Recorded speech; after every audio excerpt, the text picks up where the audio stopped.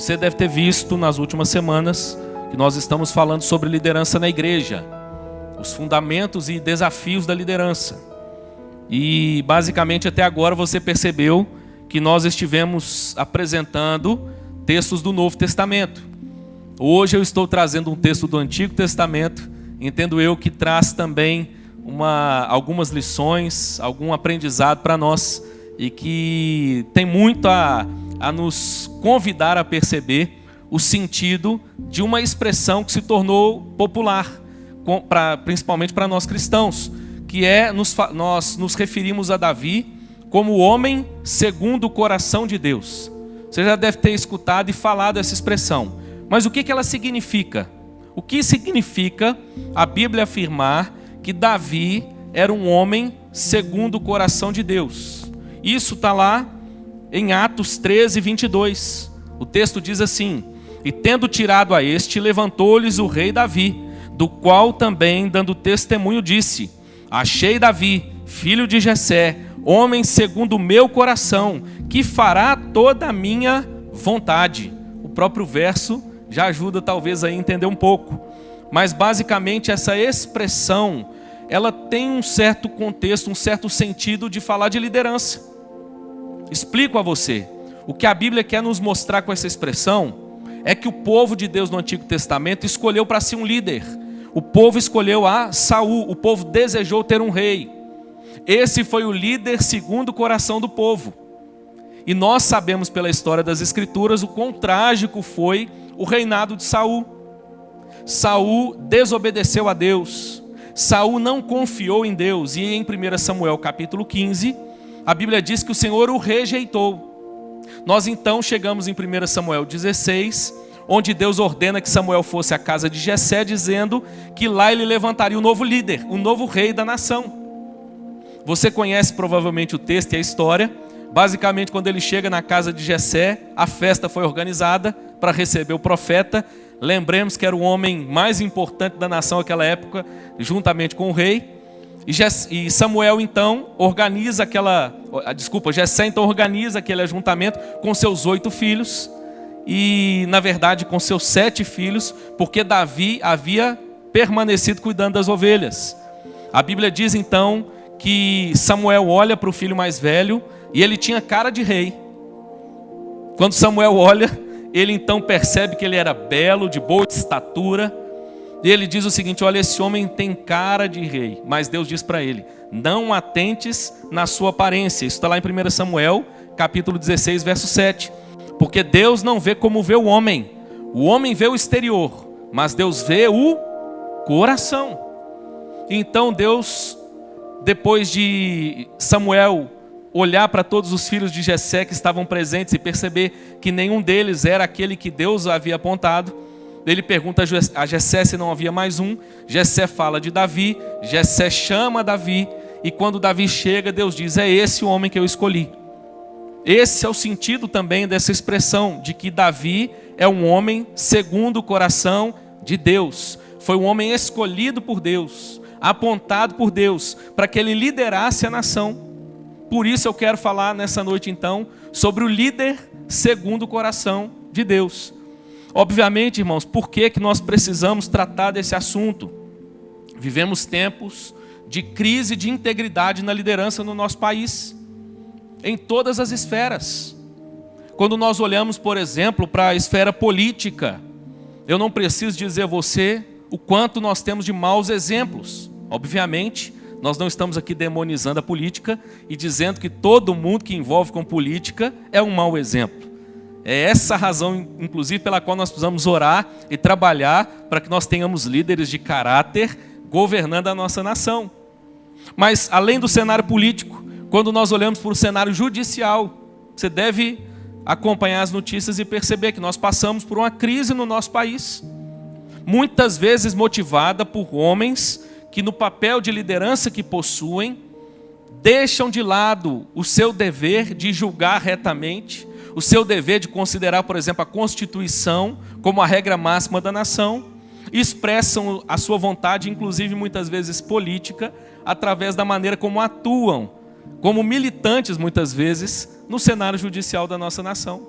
Se você der uma olhada para o cenário educacional, você já deve ter percebido que nós temos muitas pessoas ocupando um cargo de liderança dentro de sala de aula, dentro das escolas, dando maus exemplos. Quantas denúncias, vez ou outra, você tem visto? Fatos como aconteceu nessa semana, de professor, muitas vezes, passando por esse processo de militância e deixando de lado o seu papel de liderar e de ensinar dentro de sala de aula. Passei, inclusive, por um processo nesse sentido, irmãos, dentro do da nossa Universidade Presbiteriana Mackenzie. Um dos professores que me deu aula, ele me deu aula na convalidação, na validação do MEC, da teologia. Tempos depois, esse doutor foi descoberto. A sua tese de doutorado nada mais era do que um plágio de uma tese de doutorado de um outro doutor alemão. Ele plagiou a tese e estava dentro da Universidade Presbiteriana Mackenzie dando aula. Essa crise, irmãos, alcançou também a igreja. Às vezes a gente ri dos memes que a gente vê na rede social com pastores, com líderes, mas, irmãos, é algo trágico que nós temos visto. Quantos líderes envergonhando o nome de Deus. Não sei se já contei aqui na IPVO, mas a minha esposa passou por uma experiência incômoda. A Ingrid, quando ela ainda era de uma igreja batista lá em Belo Horizonte, participava de um grupo, de uma banda, e essa banda então viajava ministrando em algumas igrejas, em outras cidades também. E uma das experiências que ela teve, ela foi para uma cidade do Espírito Santo, para uma grande igreja do Espírito Santo. Lá, depois de ministrar o louvor num culto de domingo, a liderança da igreja a convidou e convidou a banda para um restaurante. A Ingrid estava nesse restaurante com a liderança dessa igreja, quando de repente tocou a musiquinha do plantão na televisão que estava ligada no restaurante. E depois de tocar a musiquinha, apareceu em rede nacional uma denúncia de um grupo de pessoas. Eles estavam ligados também a uma grande empresa de bebidas do Brasil. E esse grupo então foi denunciado. O que eles estavam fazendo? Lavando dinheiro. E onde é que eles estavam lavando dinheiro? Na igreja. Detalhe, eram os líderes que estavam assentados com ela à mesa. De repente estava a cara desse povo lá na televisão, irmãos, exposta para todo mundo ver. O que fazer diante dessa realidade? Desistir das instituições? Desistir da igreja? É óbvio que não, irmãos. E é por isso que nós estamos ministrando esses dias aqui sobre a liderança na igreja. Temos diversas lições das Escrituras de como Deus chama homens e mulheres e usa homens e mulheres para a sua glória. De como Deus chama homens para o ministério na igreja, para o ofício do pastor, do presbítero, do diácono, e usa esses homens para o governo da sua igreja. E eu quero então convidar você a perceber comigo que mesmo no Antigo Testamento, nós veremos então como Deus chamou homens e os usou para a sua glória. 1 Samuel então, capítulo 17, a partir do verso 12, nos traz uma história bastante conhecida dentro desse cenário que eu já mencionei de Davi. Diz assim o texto, é um texto mais longo, te convido a prestar atenção aí, a pisar no acelerador comigo, e nós vamos aí rapidinho, do verso 12 ao verso 50. Então acompanhe comigo, por favor. Diz assim o texto: Davi era filho daquele Efrateu, de Belém de Judá, cujo nome era Jessé, que tinha 8 filhos. Nos dias de Saul, era já velho e adiantado em anos entre os homens. Apresentaram-se os 3 filhos mais velhos de Jessé a Saul, e os seguiram à guerra. Chamavam-se Eliabe, o primogênito, o segundo Abinadab, e o terceiro Samá.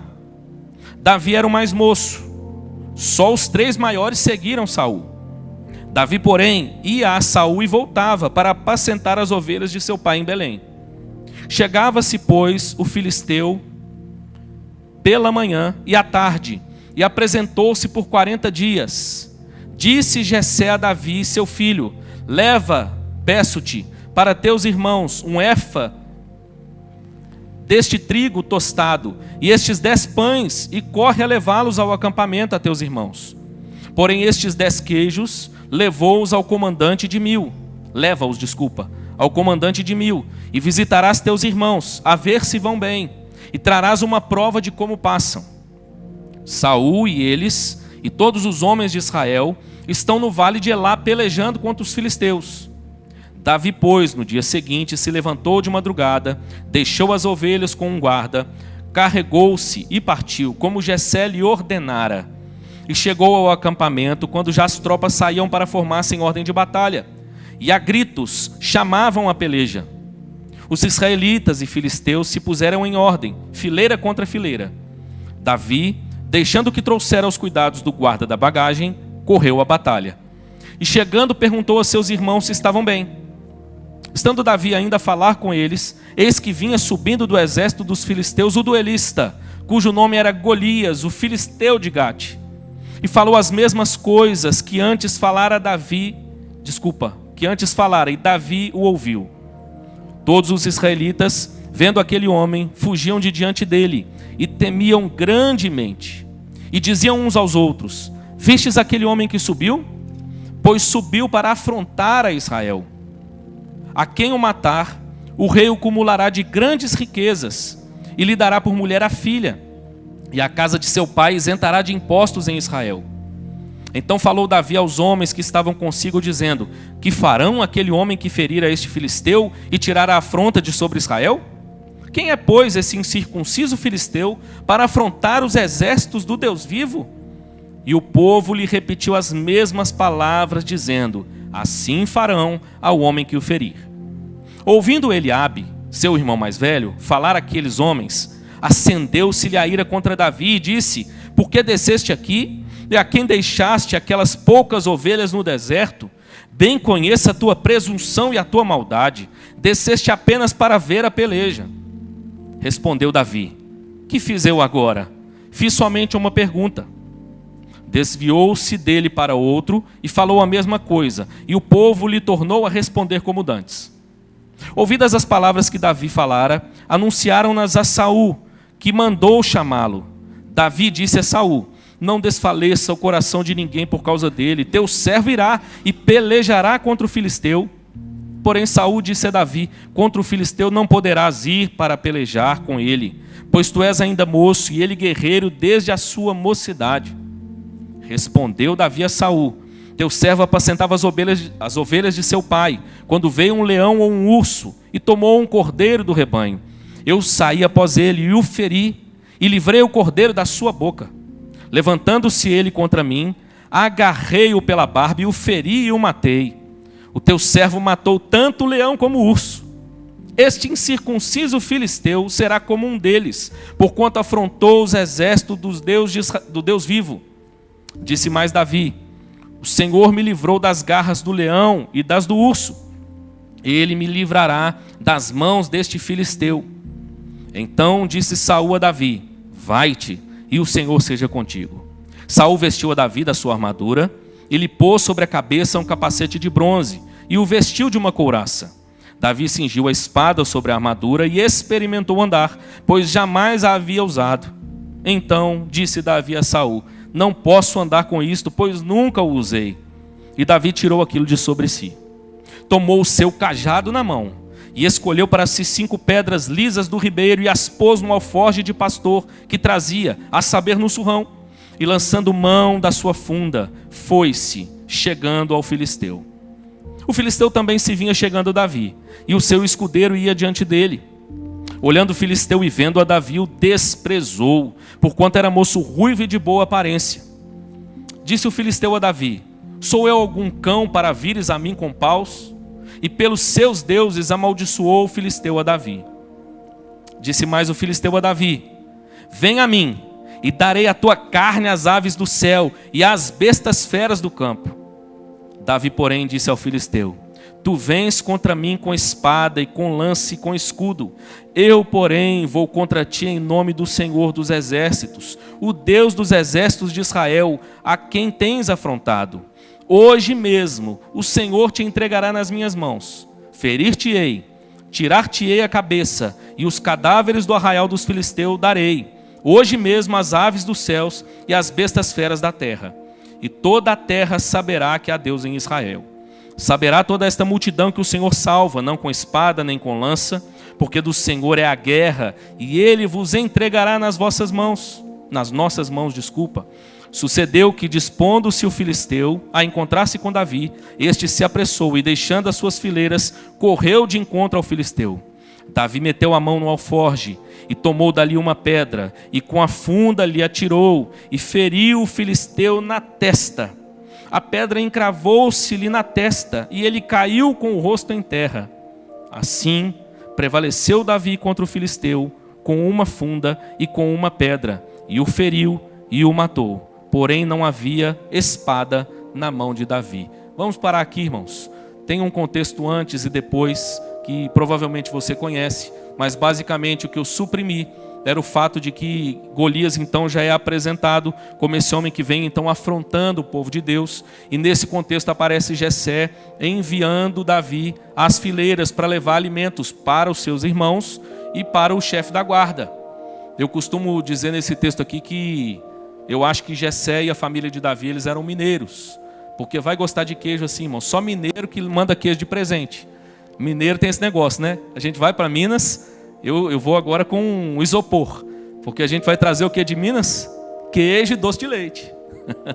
E de repente ele manda Davi aos seus irmãos, e de repente Davi chega levando os alimentos que o pai havia enviado, e ali então ele percebe um cenário assustador, amedrontador.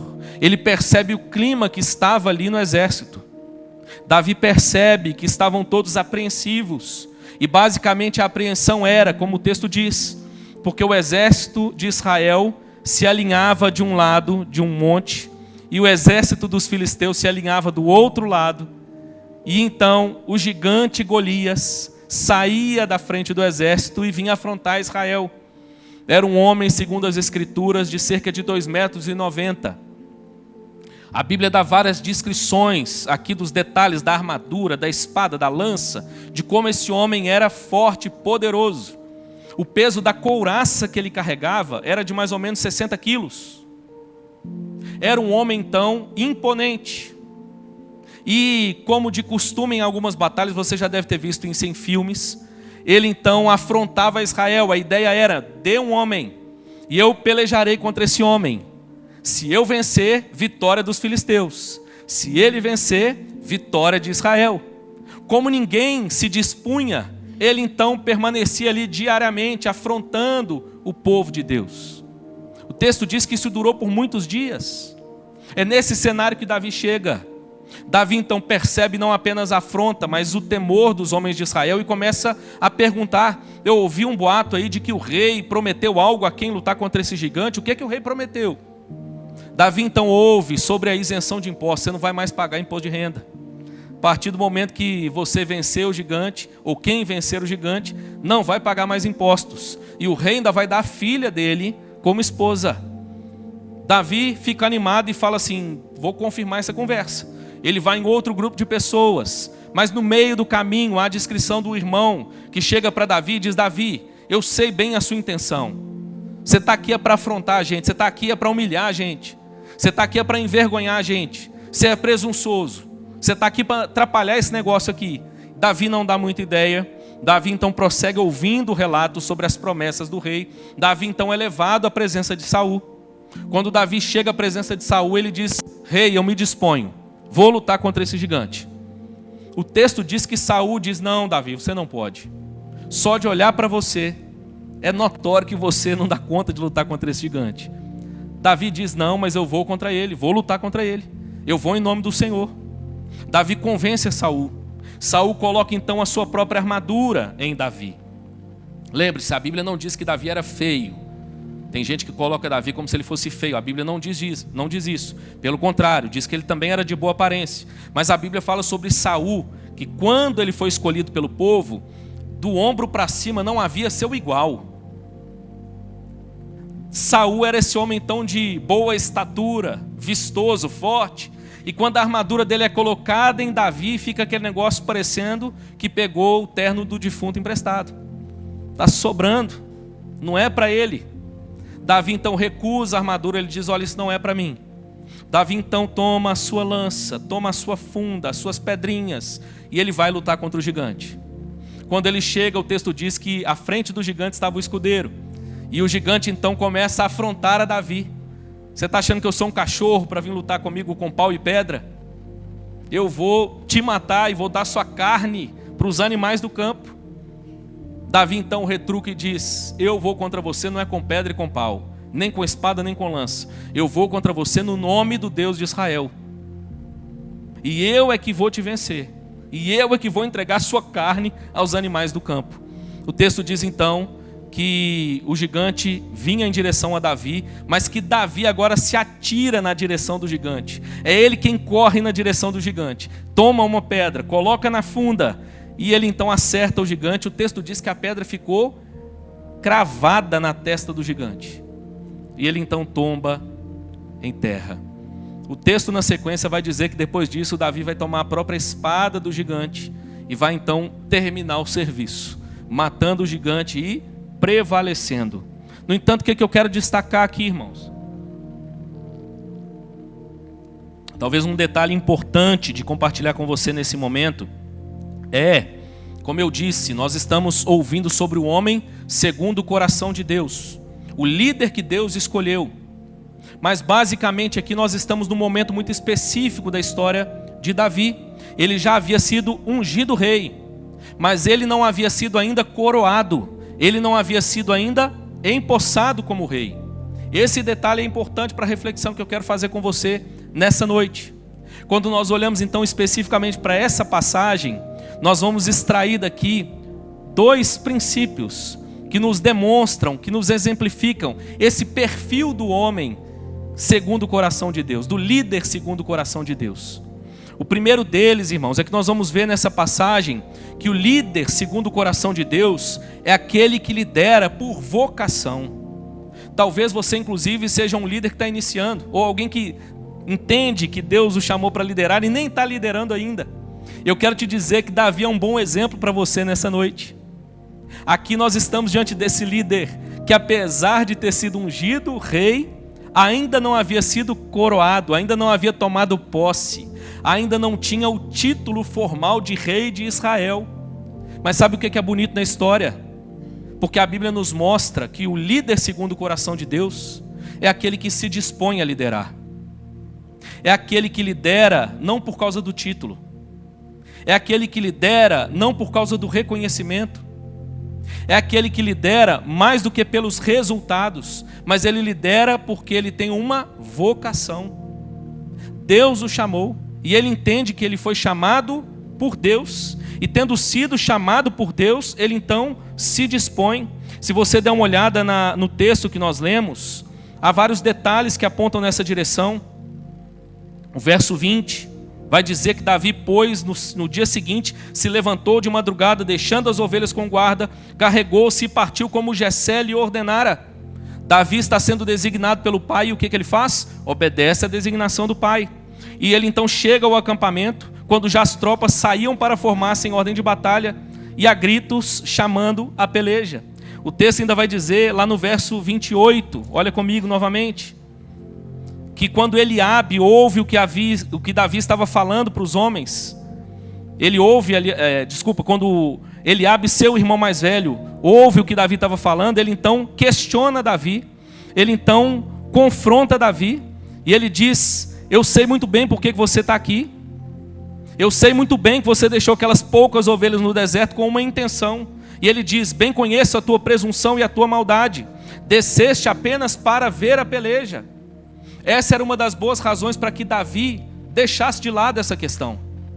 Essa questão não era de Davi. O próprio irmão de Davi está o acusando de presunção, de orgulho, de soberba. Mas Davi se dispõe a lutar. O verso 33 demonstra isso, a maneira como é Davi quem vai a Saul e se dispõe mesmo com a negativa de Saul. Davi reafirma a disposição em lutar. O verso 37...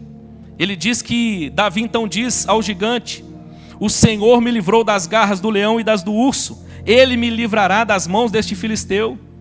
Ele dizendo isso a Saul, Então disse Saul a Davi: vai-te, e o Senhor seja contigo. E o verso 38, Saul vestiu a sua armadura em Davi, e lhe pôs sobre a cabeça um capacete de bronze, e o vestiu de uma couraça. É como se Davi agora tivesse um reconhecimento público, usando a armadura do rei.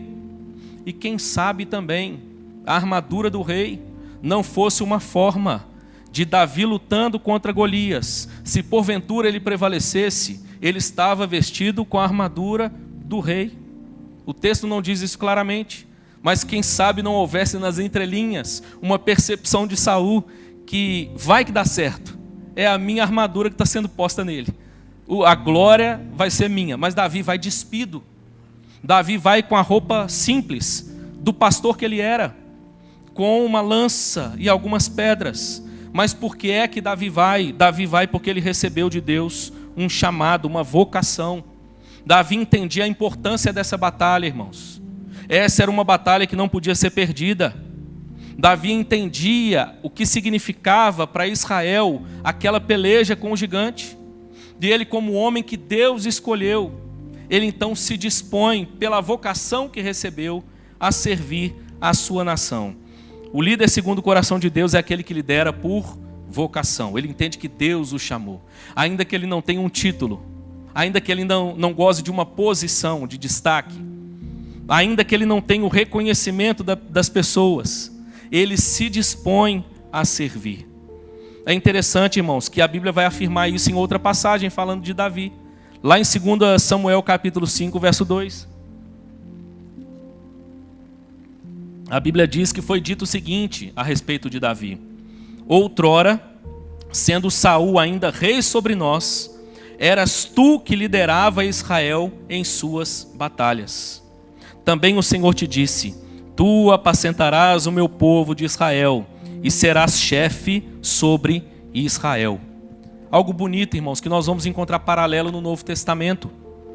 A Bíblia nos mostra, inclusive falando sobre o diácono, que ele deve ser primeiro experimentado. E dessa forma, se ele provar com o serviço a sua disposição, que ele seja confirmado por meio do ofício. Nós não estamos dizendo que o título, que o ofício, que a posição não é importante. Mas o que eu estou dizendo à luz desse texto é que o líder segundo o coração de Deus, ele não depende dessas coisas para servir. Ele serve porque ele foi chamado.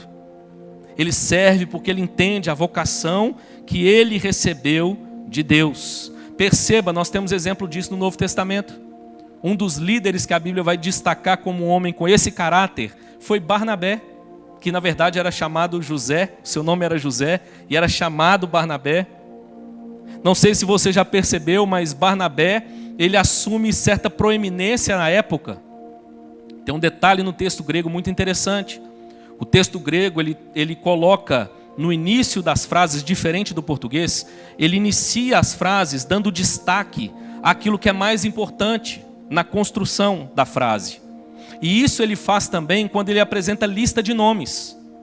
Isso significa que no grego, quando uma lista de nomes é apresentada, o nome que aparece primeiro, no grego koiné, o nome que aparece primeiro é o nome mais importante. E o nome que aparece por último é o nome menos importante. Em Atos 13, a Bíblia começa a lista com Barnabé e termina com Saulo, com Paulo. Barnabé vinha gozando de certa proeminência. É Barnabé agora que discipula Paulo, e Paulo então agora está apto para assumir a liderança da comitiva apostólica. A Bíblia vai mostrar em Atos a mudança. Num determinado momento, o nome de Paulo passa a ser mencionado antes do nome de Barnabé.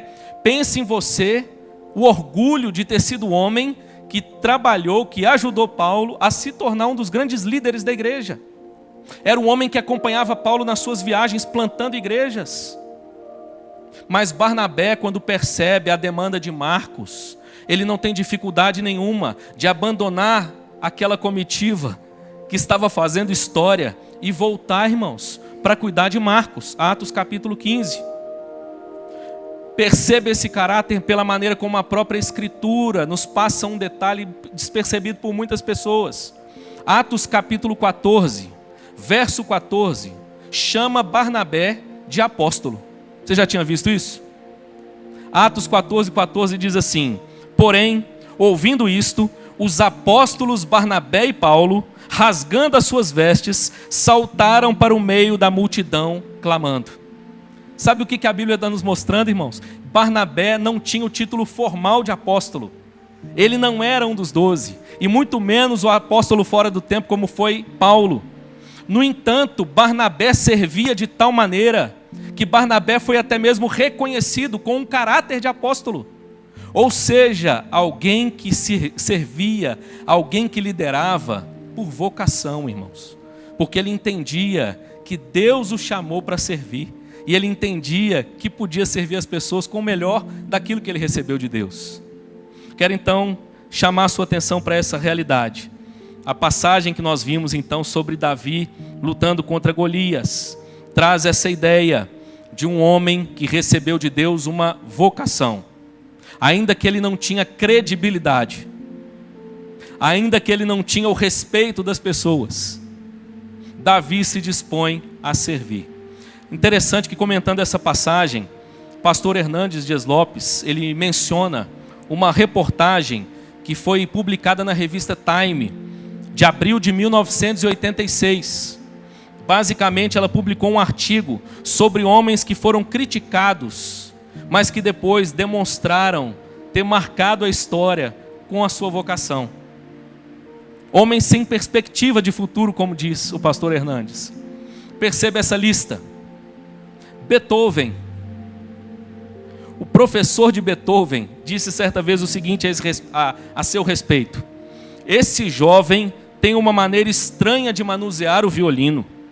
Prefere tocar as suas próprias canções ao invés de aprimorar suas técnicas.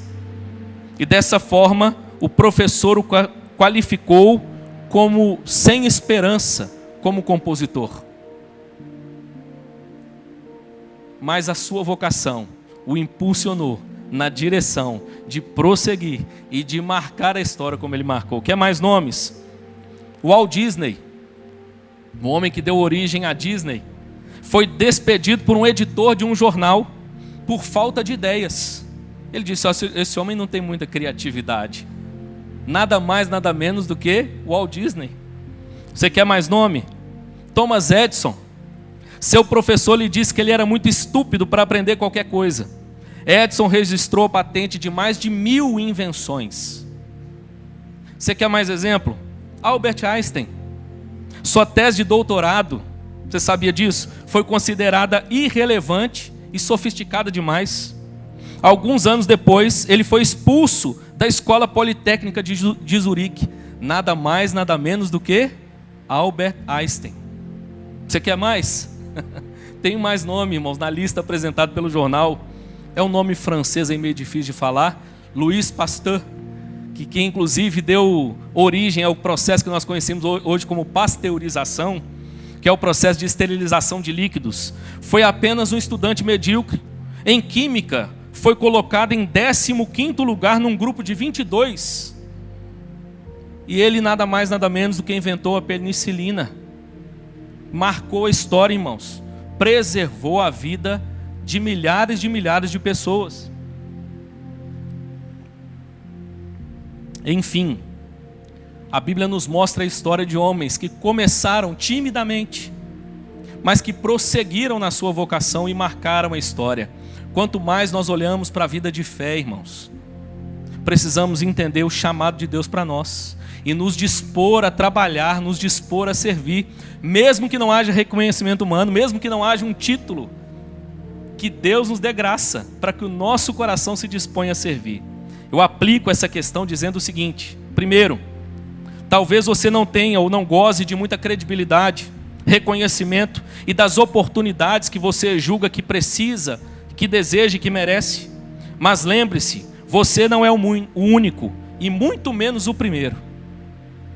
Fique firme, meu irmão, e se dispõe a trabalhar com ardor, com empenho, com alegria, crendo que o Senhor é aquele que honra as nossas vidas. Segundo, se dispõe a servir a Deus com o que você tem. Não espere a manifestação de grandes habilidades ou a aprovação das pessoas para começar a servir. Tome a iniciativa e creia que, se for propósito de Deus, Ele o honrará a seu tempo. Se disponha, meu irmão, com o que você tem hoje. O Senhor é poderoso para te honrar. O líder segundo o coração de Deus, então, em primeiro lugar, é alguém que lidera por vocação. Segundo lugar e último lugar, o líder segundo o coração de Deus, irmãos, à luz dessa passagem, é aquele que lidera guiado pela sua fé. É interessante que quando nós falamos em liderança, é muito comum nós pensarmos no líder de sucesso como aquele que tem uma agenda muito bem elaborada, aquele que planeja acima da média, aquele que é o senhor dessa agenda e faz as coisas acontecerem. Eu quero te dizer que à luz dessa passagem, irmãos, o que nós aprendemos é que o líder segundo o coração de Deus é aquele que lidera guiado não pela sua agenda, mas pela agenda de Deus, guiado pela sua fé. É interessante que nós temos a tendência a enxergar a fé como uma espécie de âncora que nos firma em segurança. Mas eu quero te dizer nessa noite que a nossa fé tem muito mais a ver com um barco a velas, irmãos, que se deixa levar pelo vento e que entende que é Deus quem o guia segundo a sua vontade. Se nós continuarmos inclusive nessa condição de pensarmos nas questões aí envolvendo a navegação, eu diria que a fé tem muito mais a ver com o lastro. Não sei se você sabe o que é o lastro, mas entre as aplicações dessa palavra, lastro é uma espécie de peso que é colocado no fundo das embarcações para trazer a essas embarcações o equilíbrio que elas precisam para que elas não venham a afundar. Ou seja, a vida de fé, irmãos, é como esse barco que muitas vezes é guiado a águas tumultuadas, que muitas vezes passa por momentos difíceis na sua trajetória, mas que é muito bem equilibrada pelo lastro da fé. Davi demonstra para nós essa realidade de um homem de fé. Eu quero te dizer mais uma vez, eu volto a falar daquilo que eu disse outro dia aqui. O oposto da fé não é a dúvida. O oposto da fé é a incredulidade. E eu quero te dizer por que isso é importante. Porque muitas vezes, irmãos, crer em Deus não vai significar ter todas as respostas, tudo claro diante de nós de como as coisas se darão. Mas pela fé nós agiremos. É interessante que Anselmo de Cantuária, o bispo, baseado inclusive numa fala de Agostinho de Hipona, disse certa vez o seguinte: eu creio para que eu possa compreender. A fé não significa ter compreensão de tudo em todo o tempo, mas significa confiar em Deus, mesmo diante de águas agitadas, mesmo diante de um desafio tão grande, como o gigante que se coloca diante da nação. Davi tinha uma certeza: Deus disse que aquele era o seu povo e que ele daria vitória ao seu povo. Se Deus disse que daria vitória ao seu povo, tudo que Davi tinha diante de si era confiança. Eu creio e Deus fará segundo a sua vontade. Eu quero destacar aqui nesse momento, então, falando nesse segundo e último aspecto ou detalhe do perfil do líder segundo o coração de Deus, que há duas palavras que caminham nesse contexto de fé, que Davi demonstra nesse texto, e que eu quero então usá-las também como aplicação e exemplificação para nós.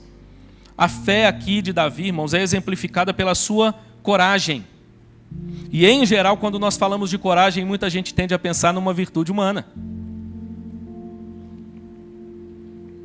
No entanto, o que nós vamos perceber, à luz das Escrituras, é que a coragem, irmãos, é uma habilitação de Deus por meio da fé no coração dos crentes. Se você olhar inclusive para os líderes nas Escrituras, você vai ver muitas vezes líderes que precisaram de encorajamento da parte de Deus. Lembra de Gideão? Malhando lá no lagar, às escondidas. Deus então o chama e diz: homem valente, é você que eu vou usar. Lembra de Josué? Termina Deuteronômio com Moisés já percebendo que precisava encorajar Josué. Lá em Deuteronômio capítulo 31, é Moisés quem diz: ser forte e corajoso. Moisés morre. E como é que começa o livro de Josué? Com Deus encorajando Josué. Josué, ser forte e corajoso. A coragem de Davi aqui, irmãos, não é uma virtude pessoal, humana de Davi, mas é uma expressão da fé de Davi. O líder segundo o coração de Deus é um homem que é guiado pela fé. Se for requerido dele coragem, pela graça de Deus ele terá. É isso que a história nos ensina, irmãos. Perceba, falando sobre coragem e sobre liderança, John Maxwell, um dos grandes nomes da liderança, disse certa vez o seguinte: a posição de liderança não dá coragem a alguém, mas a coragem pode lhe dar uma posição de liderança. Davi não está na posição de liderança, mas ele é o homem de coragem que se dispõe a lutar contra o gigante. John Maxwell, ainda comentando sobre essa situação, falando dos tempos difíceis nos quais nós vivemos, como eu disse lá no início, ele mostra para nós que nós precisamos entender algumas coisas sobre a coragem. Apresenta a você de maneira rápida, objetiva. Primeira verdade que ele apresenta: a coragem começa com uma batalha interior.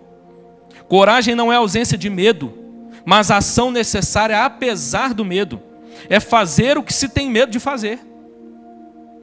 Se você se achar com medo, meu irmão, seja bem-vindo, viu? Ao clube daqueles que entendem que o medo faz parte da realidade humana. Mas a alegria, ao mesmo tempo, invade o coração de saber que o nosso Deus é aquele que nos encoraja, na medida da necessidade, para a batalha, para a liderança, para o serviço. Mas algumas pessoas pensam assim: eu acho que eu não tenho essa coragem suficiente. Deus é aquele que encoraja, irmãos, e que capacita. Eu tenho uma coisa comigo lá da Betel de muitos anos atrás. Eu tenho muita dificuldade de dizer não para algo que eu entendo que é Deus que está colocando diante de mim. Mas eu preciso te confessar, várias vezes o desafio que foi posto diante de mim trouxe medo ao meu coração. Será que eu vou dar conta? Será que eu vou conseguir? Mas eu entendi uma coisa, meu irmão: se Deus chamou, Ele vai capacitar e vai conduzir à vitória. Então, apesar do medo, nós nos erguemos e nos dispomos e nos colocamos às mãos do nosso Deus. O líder segundo o coração de Deus é guiado pela fé, irmãos. Muitas vezes, sem compreender os detalhes de como as coisas se darão, mas entendendo quem é que o chamou, crendo naquele que o chamou, prosseguindo, confiando naquele que o chamou. John Maxwell ainda diz o seguinte: a coragem de um líder inspira o comprometimento dos seus seguidores. Billy Graham, falando sobre isso, disse certa vez o seguinte: a coragem é contagiosa. Ele ainda disse o seguinte, que quando um homem corajoso assume uma posição, os demais se aprumam. E John Maxwell vai dizer por último, que sua vida se expande na proporção da sua coragem. Ele cita o historiador Tácito, que disse certa vez o seguinte: o desejo de segurança coloca-se contra todo empreendimento grande e nobre. Como nós precisamos, irmãos, falar sobre isso. Ter fé muitas vezes é ter coragem para tomar decisões difíceis. Mas se dizer isso te amedronta, fique tranquilo. É em Deus que nós encontramos a coragem que nós precisamos para prosseguir. Amém, meu irmão? E em segundo lugar, a fé de Davi aqui é expressa pela sua humildade. Davi demonstra um caráter humilde em toda a sua trajetória, e não diferente na própria passagem. Davi não tem um olhar arrogante. Davi não tem um nariz soberbo, altivo. Mas Davi é esse homem que humildemente se coloca nas mãos de Deus. E ele expressa isso até na maneira como ele se achega a Saul, lá na frente. Quando ele é então apresentado a Saul, e Saul questiona quem ele é, ele diz: eu sou Davi, o seu servo. Ele não se apresenta: eu sou o futuro rei de Israel, que foi ungido por Deus. Não. Davi se apresenta como servo. A humildade de Davi, irmãos, está presente, por exemplo, na maneira como Davi, ele demonstra isso também nos salmos de penitência. Davi era um homem que não tinha dificuldade de se quebrantar e se arrepender e demonstrar humildade. Nós temos, segundo a Vulgata Latina, salmos, diversos salmos de Davi com esse caráter. o Salmo 6, o Salmo 31, o Salmo 40, o Salmo 37, o Salmo 51, o Salmo 101, o Salmo 142. Perceba, quando nós falamos de humildade, essa é uma expressão que não cabe muito na nossa cultura moderna. Nos nossos dias, humildade é visto como fraqueza. Nos nossos dias, humildade é vista com esse caráter.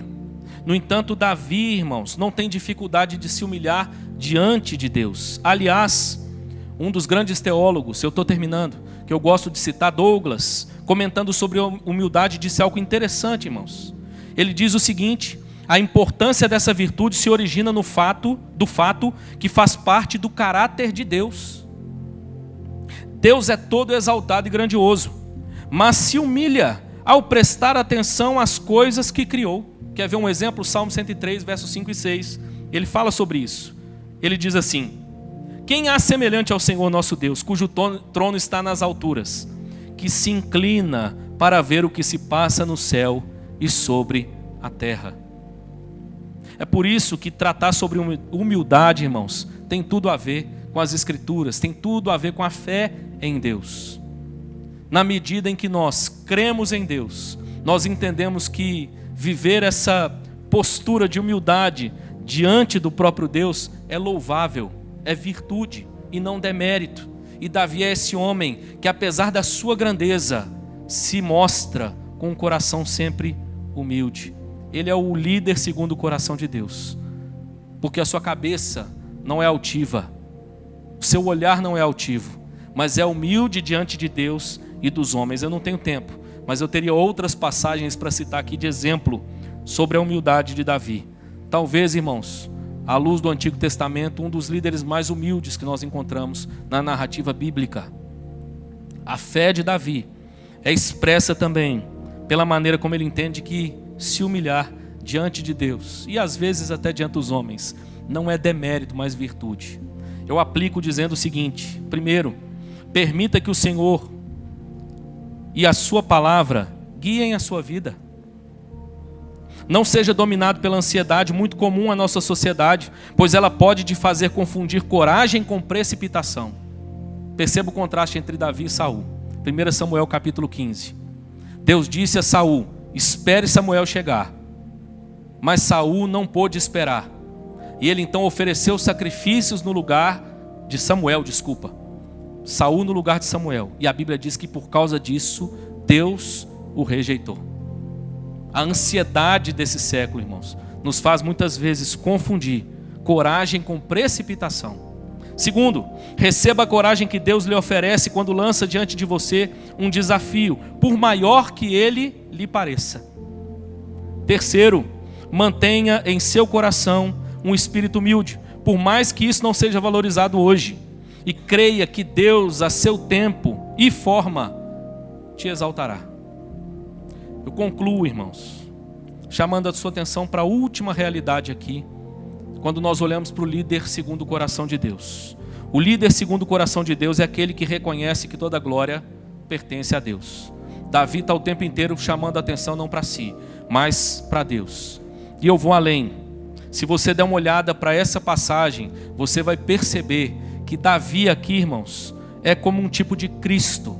Mais do que um exemplo para nós seguirmos os seus passos, Davi está aqui diante de Golias representando essa verdade. Davi é um tipo de Cristo. Richard Phillips, comentando essa passagem, eu estou concluindo aqui, diz o seguinte: percebemos que a vitória de Davi não prenuncia primariamente os triunfos que alcançaremos pela fé, mas a vitória de Cristo para a nossa salvação. Davi, como herói e rei, apresenta uma descrição prefigurada, o que os teólogos chamam de tipo, do seu grande filho, Jesus. Davi, desde o início do texto, no verso 12, é apresentado como o personagem da aliança. Não sei se você percebeu, mas Davi é reapresentado na passagem no verso 12. Davi já havia sido apresentado, mas ele é novamente apresentado. Por que ele é apresentado no verso 12 da maneira como é? Apresentando inclusive a sua genealogia, a quem ele pertence, de qual tribo ele é. A Bíblia está nos mostrando, irmãos, a relação pactual de Deus com o seu povo. E Davi, dessa forma, é esse líder então que representa, que tipifica a Cristo. Cristo é o nosso maior modelo de líder segundo o coração de Deus. Nós contemplamos a maneira como ele cumpriu cabalmente a missão do Pai. Ele não julgou com usurpação a glória, a majestade que ele já possuía no céu. Pelo contrário, ele abriu mão de tudo isso para vir à terra e servir. A sua vida foi marcada, perceba a semelhança da passagem, pela coragem para enfrentar o maior de todos os gigantes, irmãos. O maior de todos os gigantes não é a luta que você está enfrentando, viu? O maior de todos os gigantes é a condição humana caída em pecado. Mas Cristo lutou e prevaleceu. Ele é o grande exemplo para nós. A sua humildade, como ela é marcante. A humildade de Cristo não diz respeito apenas à cruz do Calvário. Começa quando ele se torna um de nós, Deus que se fez homem. E é por isso que nós podemos então olhar para Cristo, irmãos, e perceber que ele é para nós esse grande modelo do líder segundo o coração de Deus. E a partir daí, nós podemos olhar não apenas para o exemplo de Davi, para o exemplo de Cristo. Nós podemos buscar também sermos homens e mulheres segundo o coração de Deus. Entendendo algumas verdades muito importantes. Entendendo, irmãos, que a liderança tem a ver com o serviço, com a disposição de servir a Deus e ao próximo. Termino te dizendo que o nosso problema hoje, irmãos, não é de mais pessoas para servir. Pastor, a igreja precisa de mais pessoas para servir. Não, esse não é o problema da igreja. Entendo que o problema da igreja hoje é termos mais pessoas que entendem de fato o caráter do Evangelho. O Evangelho tem tudo a ver com essa disposição para servir a Deus e ao próximo, em nome de Jesus. O líder segundo o coração de Deus serve por vocação. O líder segundo o coração de Deus é guiado pela sua fé. Que Deus nos abençoe, irmãos, para que nós também sejamos homens e mulheres segundo o coração de Deus, em nome de Jesus. Amém?